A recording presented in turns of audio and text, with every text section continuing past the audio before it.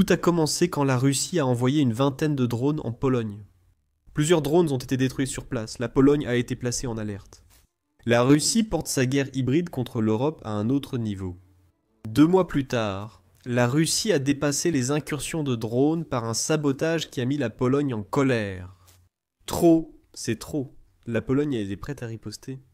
Dans un geste choc, la Pologne déploie 10 000 soldats après la toute dernière attaque russe. Des tensions latentes viennent d'exploser. Le 19 novembre, AA et d'autres médias ont indiqué que la Pologne lançait un plan militaire nommé Opération Horizon. Le pays va mobiliser 10 000 de ses soldats, qui seront envoyés sur certains des sites d'infrastructures clés de la Pologne. Ces soldats monteront la garde, surveillant les saboteurs et tout ce qui pourrait sembler suspect. Pourquoi ? Quelques jours plus tôt, une explosion a touché un train polonais, la Russie étant le principal suspect. Nous donnerons plus de détails sur ce sabotage présumé plus tard dans la vidéo. Quant à l'opération Horizon, le ministre polonais de la Défense, Władysław Kosiniak-Kamysz, a annoncé son lancement en conférence de presse, précisant que l'opération vise à lutter contre les actes de sabotage des agents russes. Kosiniak-Kamysz a précisé que cette opération n'est pas la seule mesure prise par la Pologne face à la menace russe. Ceci n'est qu'une première étape. D'autres mesures, comme l'expulsion possible de diplomates russes et l'élargissement des programmes de cybersécurité sont envisagés. Notes from Poland donne plus de détails et cite directement le ministre polonais de la Défense. Le média rapporte que les autorités polonaises inciteront aussi les citoyens à signaler tout incident suspect, surtout près des infrastructures clés. L'espoir semble être que la combinaison d'un déploiement militaire massif et d'une vigilance accrue de la part des citoyens suffira à attraper de futurs saboteurs russes en flagrant délit avant qu'ils ne puissent causer de réels dégâts.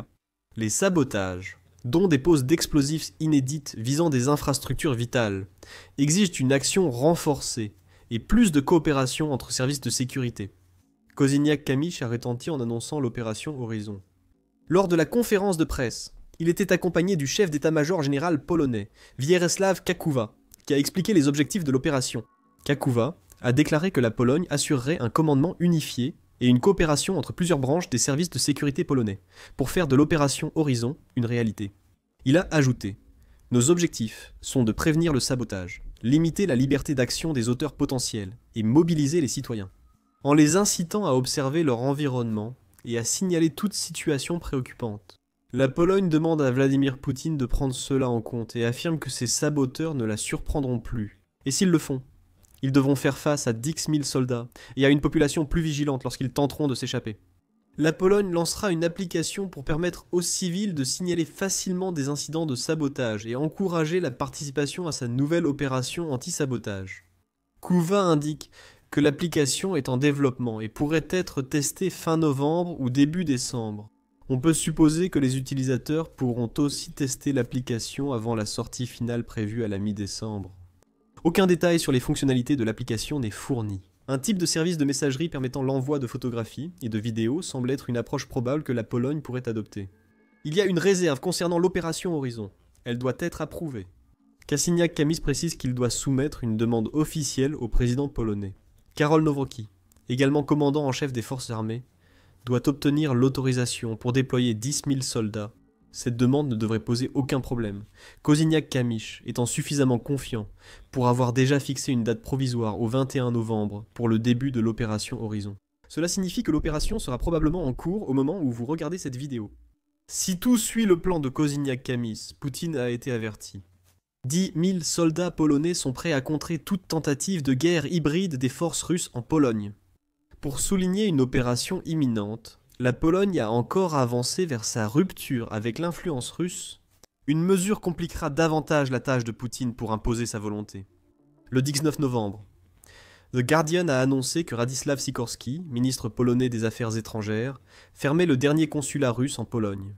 Les consulats sont de petites missions diplomatiques, souvent situées dans la capitale d'un pays, bien que ce ne soit pas toujours le cas.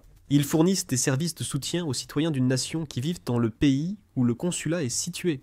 Dans ce cas, le consulat russe, chargé de délivrer des passeports et d'aider les immigrés russes pour l'administratif, va disparaître. Le message de la Pologne à Poutine se renforce avec cette fermeture. Le pays veut aussi empêcher l'entrée de saboteurs russes. Cela compliquera aussi la vie des immigrés russes actuels ou futurs en Pologne. Ainsi, si la Pologne obtient gain de cause, l'influence russe disparaîtra totalement. Sikorski a précisé que fermer le dernier consulat russe à Gdańsk ne sera pas notre réponse totale à ce qu'il a appelé un acte de terrorisme russe. Le porte-parole de Poutine.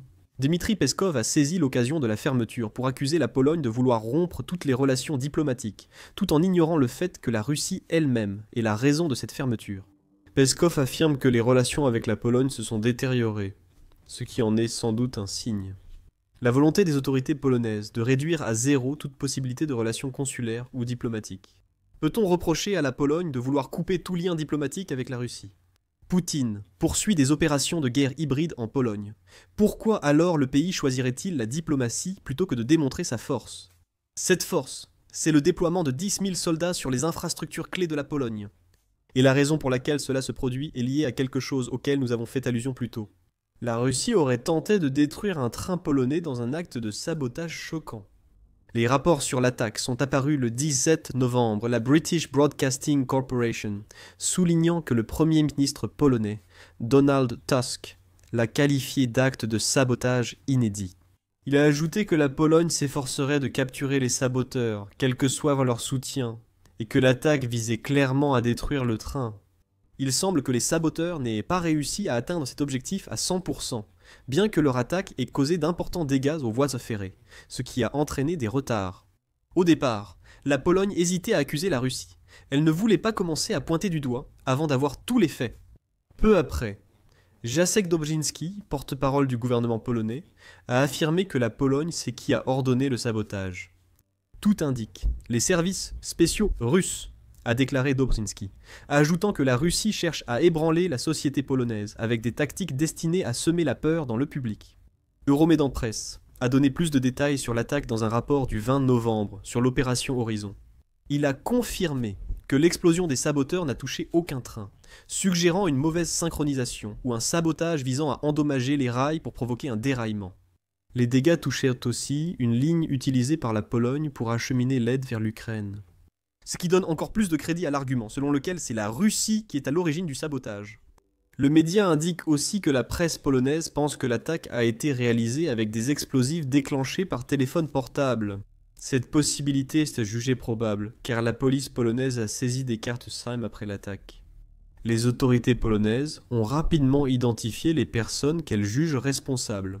Le 18 novembre, la British Broadcasting Corporation a rapporté que Tusk avait révélé que les saboteurs étaient probablement 2 citoyens ukrainiens qui travaillaient pour les services de renseignement russes. Bien que Tusk n'ait pas révélé les noms des suspects, il a décrit ce que la Pologne pense être leur déplacement avant l'acte de sabotage. Les 2 Ukrainiens ont réussi à entrer en Pologne via la Biélorussie à un moment donné pendant l'automne, ce qui signifie qu'ils ont probablement planifié leur opération pendant plusieurs semaines, voire plusieurs mois, avant de la mener à bien.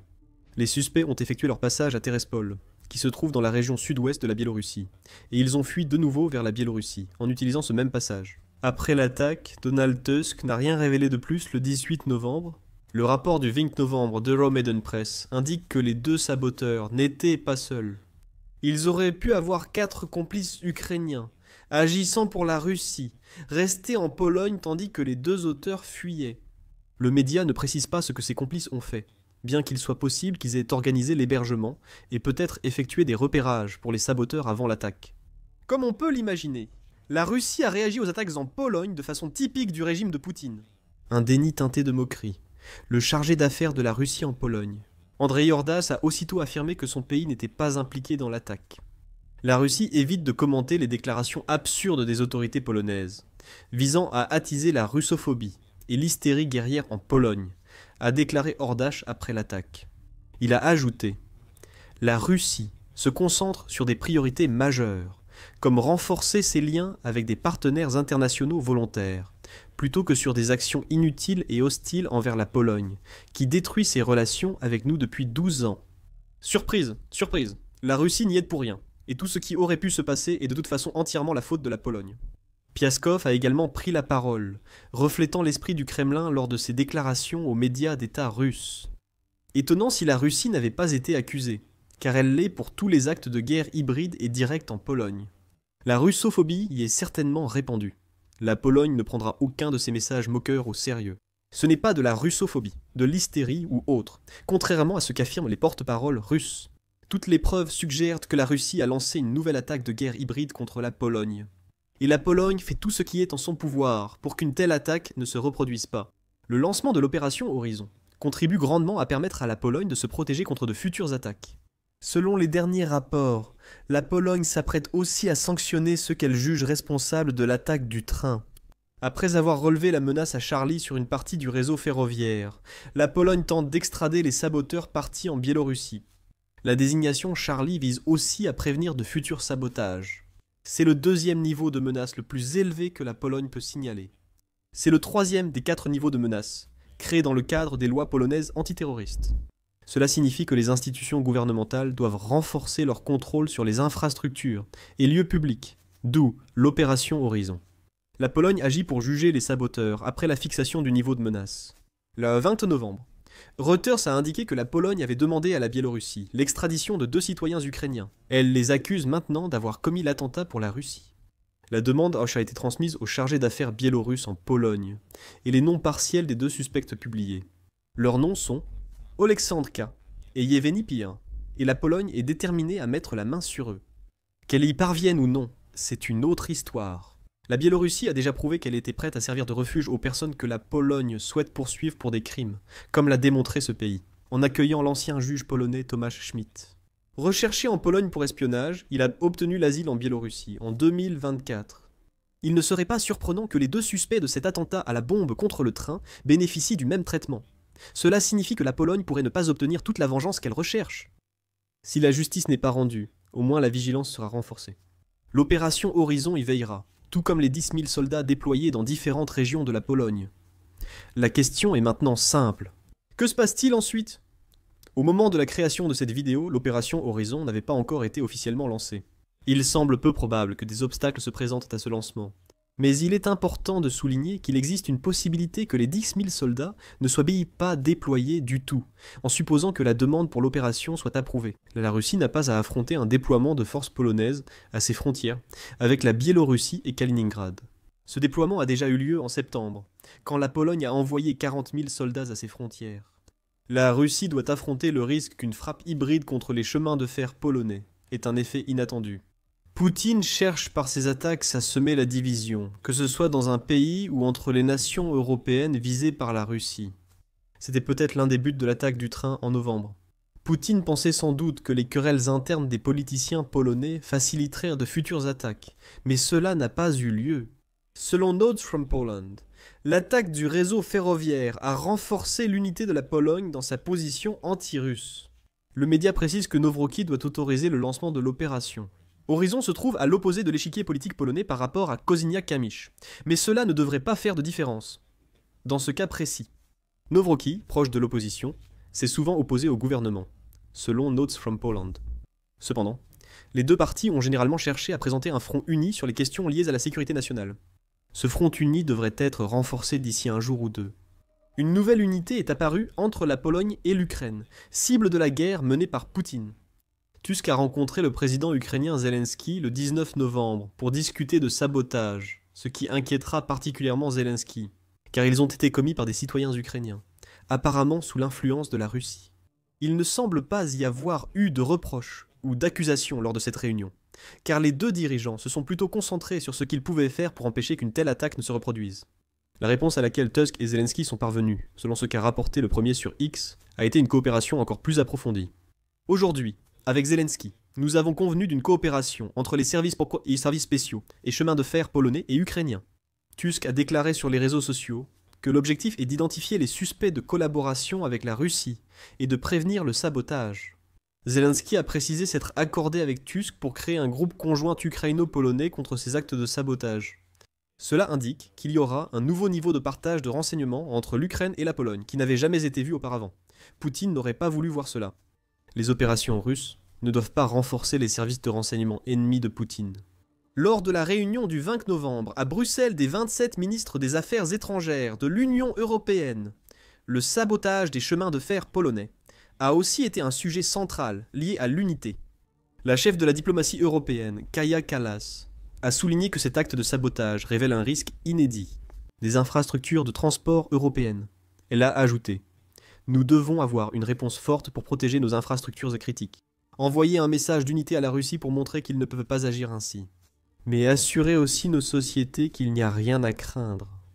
Peut-être que l'opération Horizon n'est pas seulement le début de nouvelles mesures polonaises contre les tactiques de guerre hybride de la Russie. Cela pourrait également être le point de départ de mesures à l'échelle de l'Union européenne conçues pour faire la même chose. La Russie continue ses frappes aériennes sur l'Ukraine et se moque de leur impact sur la Pologne.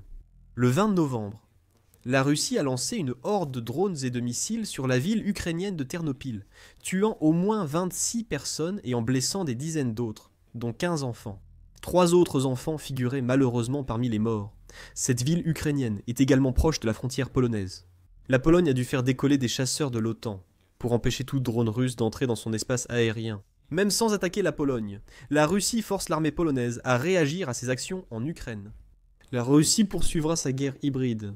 La Pologne le sait, c'est pourquoi l'opération Horizon, ainsi que toutes les autres mesures qu'elle prend, sont nécessaires. La Pologne s'est mise en mode défense et a répondu en déployant 10 000 soldats qui sont en place pour s'assurer que la Russie ne puisse pas attaquer à nouveau. Mais la Pologne n'est pas le seul pays ciblé récemment par Poutine hors d'Ukraine. Au même moment, la Pologne faisait face au sabotage du train. Un navire espion russe a passé une quantité de temps suspecte dans les eaux britanniques. Ce navire espion a ciblé la force aérienne britannique de façon inédite. Regardez notre vidéo et abonnez-vous à l'émission militaire pour suivre les dernières attaques hybrides de la Russie et les réponses européennes. Merci de votre attention.